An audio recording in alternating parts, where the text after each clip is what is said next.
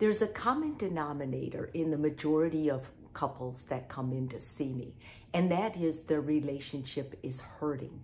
Now, if you allow hurting, one of the partners to hurt or the marriage to actually hurt when you're together, if you allow that to just stay in your marriage and not work to resolve it, never uncover it, never get to the root of it, your relationship will eventually fade away. May not fade away, it may fight away, but in any sense, it's going to ruin it. So I wanted to talk today about healing from the hurts in marriage or any long-term relationship, or I guess you could expand it to a short-term relationship too, because how we feel and where we're hurt really influences how we relate to the other person and whether we can relate to the other person. When you get hurt from someone, you basically start developing a cycle of hurt, and everybody does that. It's pretty common. And unless you're aware of that, like, what am I doing? I'm in this cycle I can't get out of, then you're more likely to stay in it. So today I'm going to talk about that and what keeps it in there, and then why it's there and how you can get out of it. So the first thing is you keep secrets.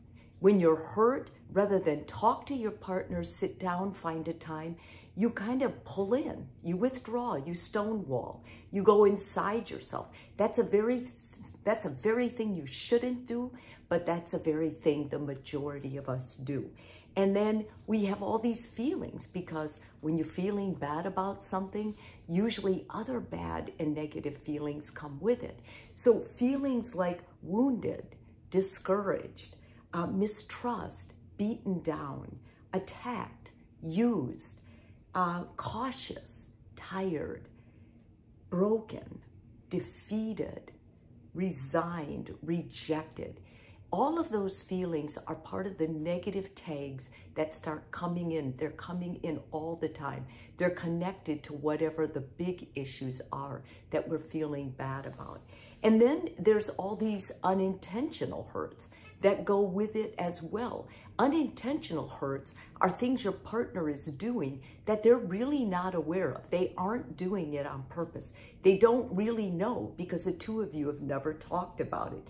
Being thoughtless, forgetfulness, insensitivity, unkindness, hurtful teasing, selfishness, silent treatment, ignoring your partner, or apathy.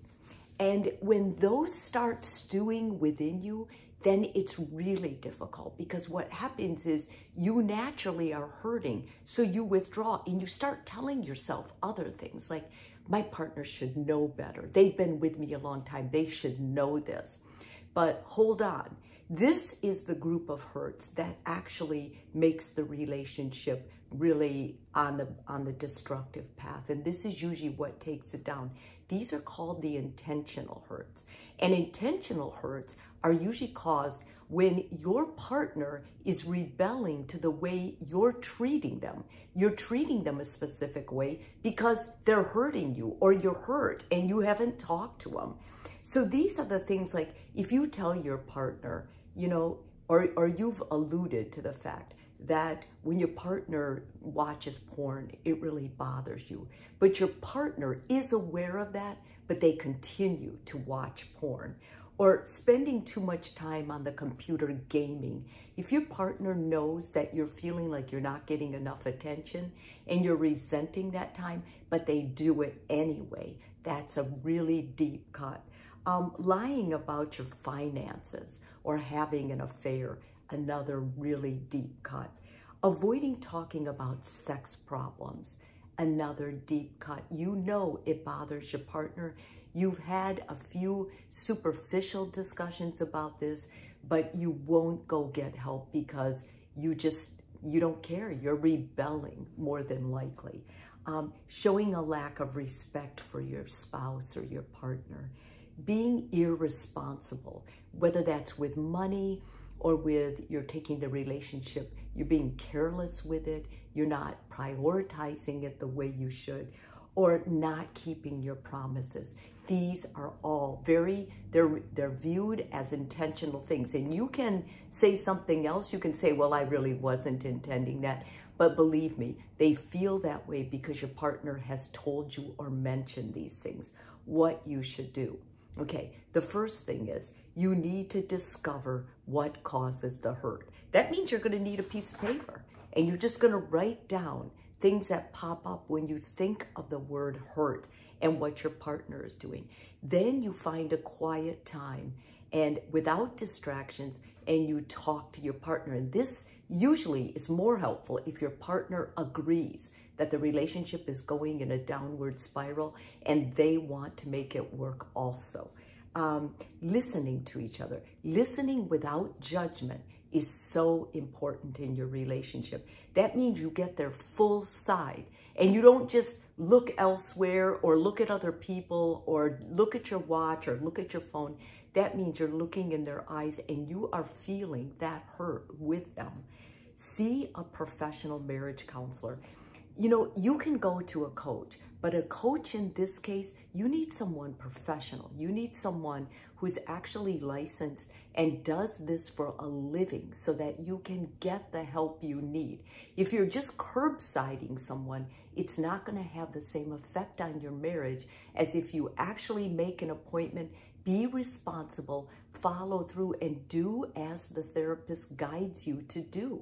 That's so important. If you just go to therapy and you spend the money and you don't take their advice, then nothing's ever going to come out of it.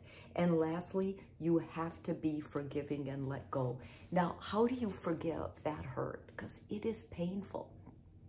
I'm going to tell you one thing I've discovered in my own relationship, and this is personal, but I've been with my husband for a very long time. The more I can see him as imperfect and constantly changing, but maybe not changing in the way I want or my expectations. So I'm not lowering my expectations, but I'm changing them so that, in other words, he's imperfect. And then I allow myself to really do a scan on myself and I see my own imperfections. And then it helps me. It helps me see him as a small boy, what he must have been frustrated about, what his parents must have not given him because he wasn't able to ask. When I start seeing it more like that, then I'm able to forgive him more and let go of it because I see myself also as imperfect. And I know that I don't have the illusion that there's any one perfect person out there. Now, the one time you should not take this advice is if you are in an abusive relationship. If you're in an abusive relationship, they hurt and then you get out. That is so important. You don't stay in abuse. When there's abuse, I don't care what you believe in, you get your kids and yourself to safety, and that is a priority. Thanks a lot.